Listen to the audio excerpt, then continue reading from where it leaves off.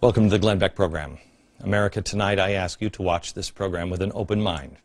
I ask you to put your partisan differences aside and really listen, and then do your own homework. Don't take my word for it. Research yourself. This is far too important. The topic tonight and tomorrow night, George Soros. There are things that are happening in this country that don't make sense. Van Jones said something that bothered me over the summer. I mean, he said a lot of things over the years that have bothered me, but one comment in particular over the summer stuck with me, and it was this. You handle the top down, but it's also bottom up and inside out. Top down, bottom up, and inside out. So now your challenge as you leave here, our challenge, is to take care of that bottom up part and that inside out part, the heart part. That bothered me, because I know who this guy is. He's a communist revolutionary, a guy who pined for the days of Stalin. The Iron Curtain went down. Something's wrong there. Well, it really bothered me until recently, when I started looking into all the George Soros connections and the size and the scope of his reach. And let me tell you something. I said to you, read up on George Soros. There's plenty of ways to read about him. These are all books about George Soros, many of them written by him. So there's no shortage of information, and read them, read them. The comment doesn't bother me anymore. I understand what it means, and that's why that comment now frightens me, and I will put it into perspective tonight and tomorrow. Pull back the curtain and reveal what that actually means, and it will terrify you. There's a couple of other things that you'll understand. First of all, in 2003, Soros and a partner funded the new $5 million liberal group, MoveOn.org. Well, MoveOn.org, what exactly is that? Well, you remember it. This is the group that originally called General Petraeus General Betrayus. It was despicable. Well, who had they tapped for the executive director of MoveOn.org? This guy, Zach Exley. I've never heard of him before. Do you know who he is? Well, he previously had trained activists for the anarchist group, the Ruckus Society. These are the riots in Seattle, helped orchestrated by this guy. More on that in just a minute. Oh, by the way, he's also a blogger for the Huffington Post, which is interesting because the Huffington Post gets money from George Soros. Oh, and he's also a fellow with the George Soros Open Society Institute. Violent radicals. Oh, and by the way, it's just not that phrase that came. George Soros has been following him as he originally funded the Ella Baker Society, or the Center for Human Rights. And then, of course, he was on the Apollo Alliance. And then when he got fired from the White House, he went to Center for American Progress, which is also funded by George Soros. Radicals. Radicals. Oh, the Open Society Institute, in case you don't know what this is, don't worry, you will in the next couple of days. The Open Society Institute is George Soros' most important group. It is really spectacular. It is his philanthropist arm. This is where he looks for Mother Teresa to give out his precious money. And boy, did he find Mother Teresa. Well, not exactly. He found, to head this organization, the founder of the violent activist group SDS, Students for a Democratic Society. You don't know what they did in the 60s? You will. One string, $425 million every single year. The strings that are being pulled by the puppet master.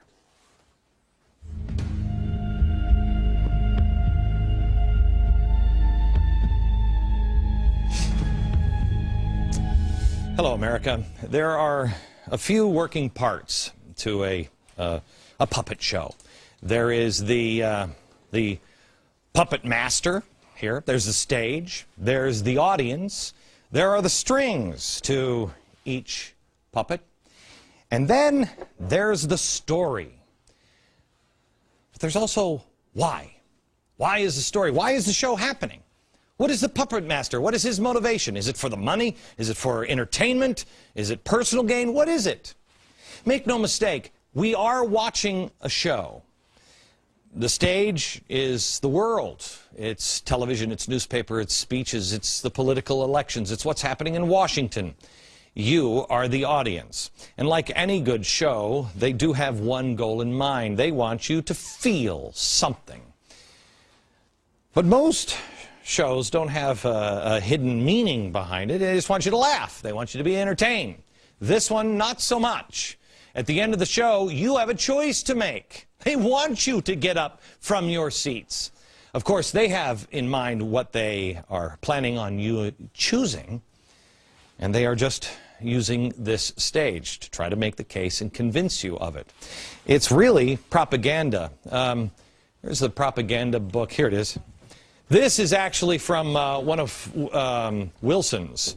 Nasty, nasty guys. This is the book that I've told you before on propaganda that Hitler used. Goebbels. I just want to show you in propaganda, this is D. Now this is what's taught in schools. D. Democracy is administered by the intelligent minority who know how to regiment and guide the masses. That's great. This is Edward Bernays. Let me give you the whole quote here. He says, the conscious and intelligent manipulation of organized habits and opinions of the masses is an important element in a democratic society. Those who manipulate this unseen mechanism of society constitute an invisible government. An invisible government, maybe almost a shadow government, remember that, which is the true ruling power of our country. Do we have a shadow government? Answer it now. Remember how you answer it. And then answer it again after today's show and tomorrow's show. The question is, do we have a shadow government? And if we do, who are those intelligent minority that is guiding us through? And where are they guiding us to? If you skip past all of the puppets and the strings, if you stop looking at the puppets themselves, you have to see who's behind the puppets. Who is choosing the puppets and the players? Who's the puppet master? George Soros. Now, I am sure that this will be called a conspiracy theory, and quite honestly, a year ago, 2 years ago, I wouldn't have believed it myself. But it is right out in the open. I encourage you, do not take my word for this. Do your own research, and don't go to conspiracy websites or anything else. Go to his own books.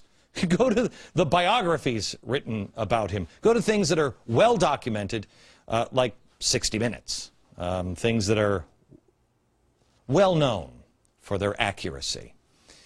We have all of the materials that put this show together at glennbeck.com and in my free email newsletter. I want you to see the footnotes on this program. Do not take anything I say as gospel tonight. I want you to decide for yourself. I want you to question with boldness. Is George Soros a man who says, yes, you will be perfect and you will be perfect? Is he really a puppet master? And if he is, how does he control? How does he control?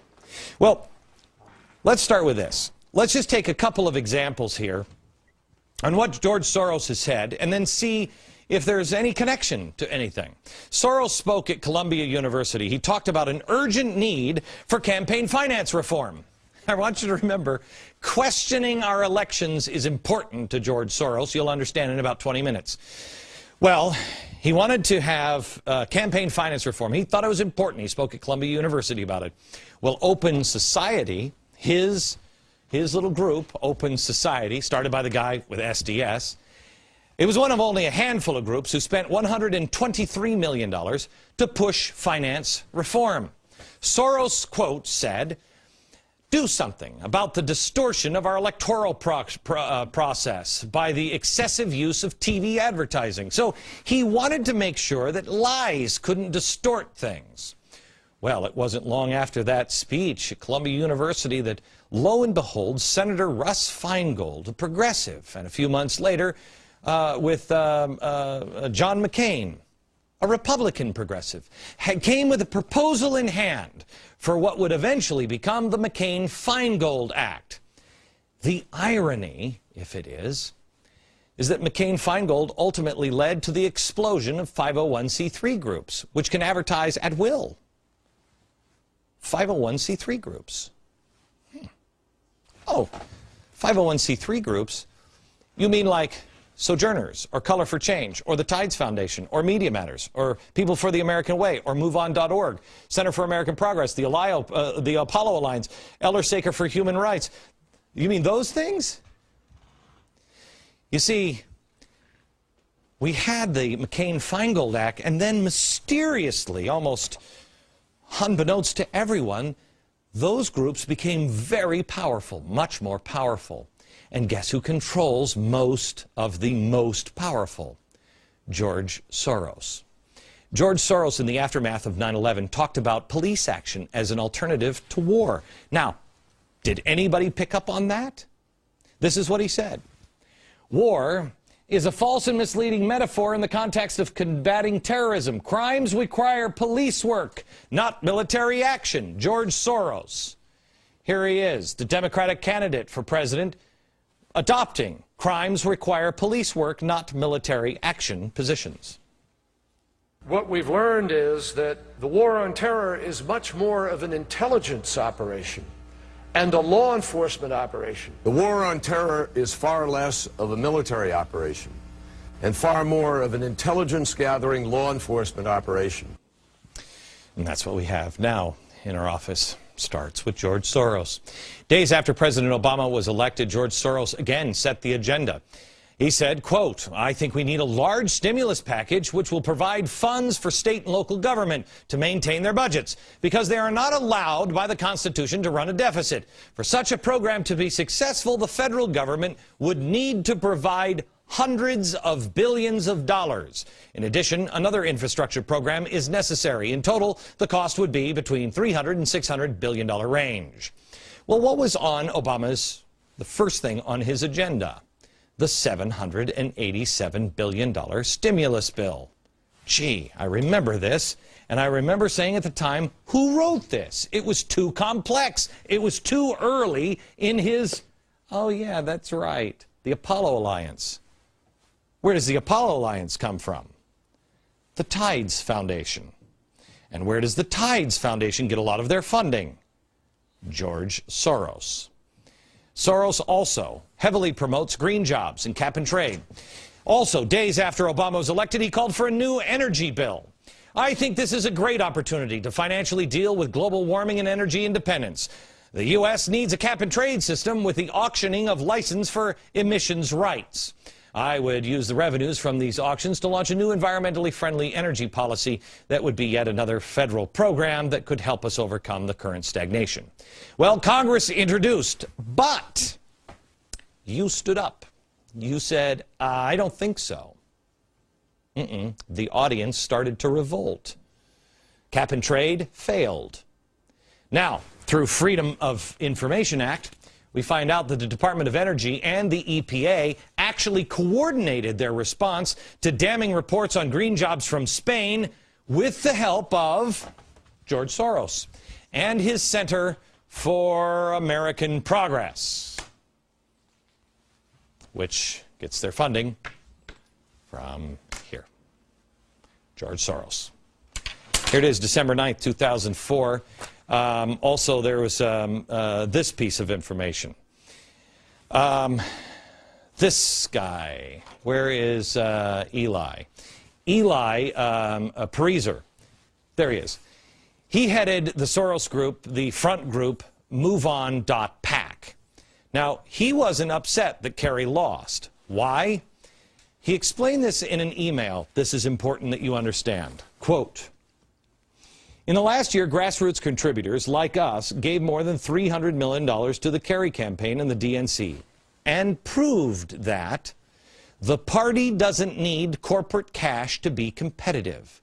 It's now our party. We bought it, we own it, and we're going to take it back." Do you understand what just happened? George Soros got rid of all of the corporate money through McCain-Feingold, which then allowed all the 501c3s to come in. This one might help, and this one might help, and this one might help. And all the 501c3s now make the party lift their hands. The money is the string. They control everything. They tell the party what to do. You've been watching a show. You think the Democrats are still Democrats? They're not. They're not. I want you to understand there are two kinds of puppets here. The first puppet is the puppet organizations. You know, I don't know. This is the Musicians Union, and maybe this is SCIU and the AFL-CIO